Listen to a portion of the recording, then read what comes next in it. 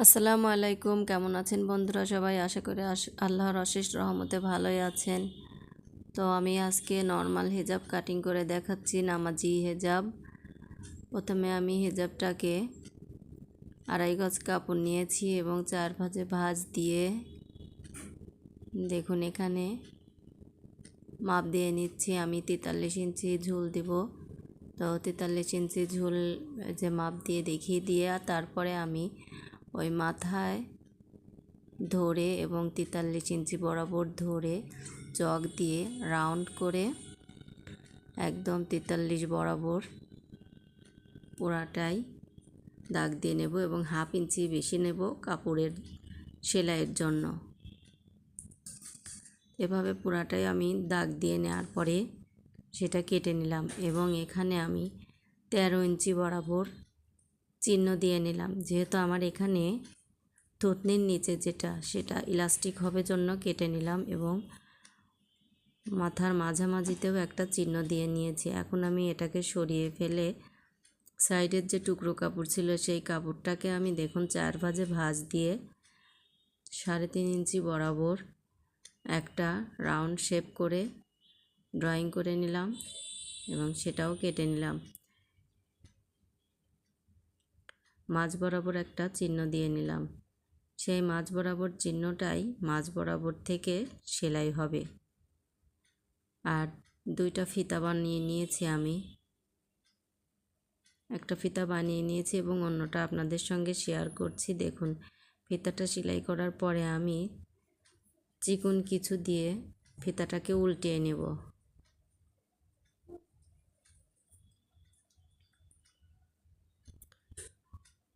এভাবে ফিতা দুটা উল্টিয়ে নিব।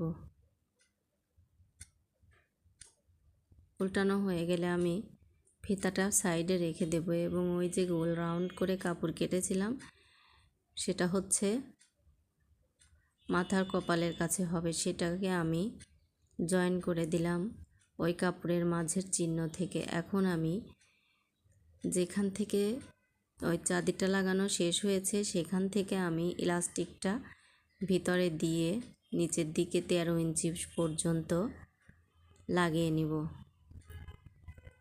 এবং ইলাস্টিকটা যখন লাগাবো ইলাস্টিকটা কিন্তু একটু টেনে ধরে ওই যে 13 ইঞ্চিতে চিহ্ন দিয়েছিলাম সেই 13 ইঞ্চি পর্যন্ত টেনে ধরে আমি সেলাই করে দিচ্ছি।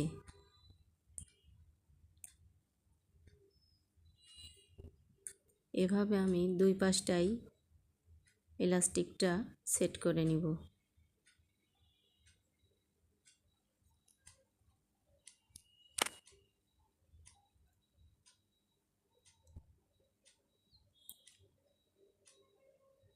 যখন আমার ইলাস্টিকটা সেট করা হয়ে যাবে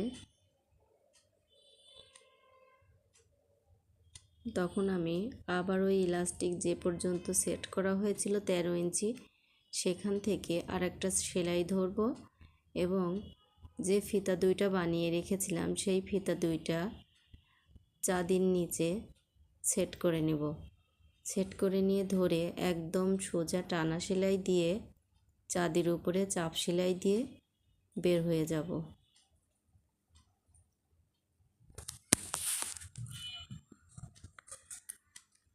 আপনারা আমার হাতের দিকে একটু ফলো করবেন প্লিজ, তাই সবাই পারবেন।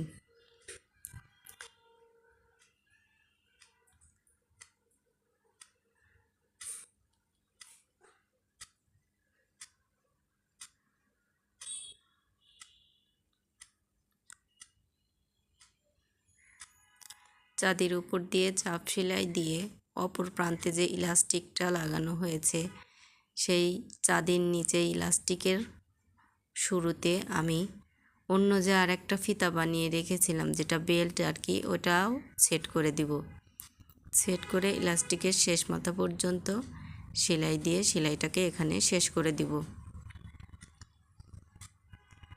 তারপরে আমরা ওই একটু ইলাস্টিক ধরে ওখান থেকে সেলাই করে নিচ পর্যন্ত সেলাই করে দেব।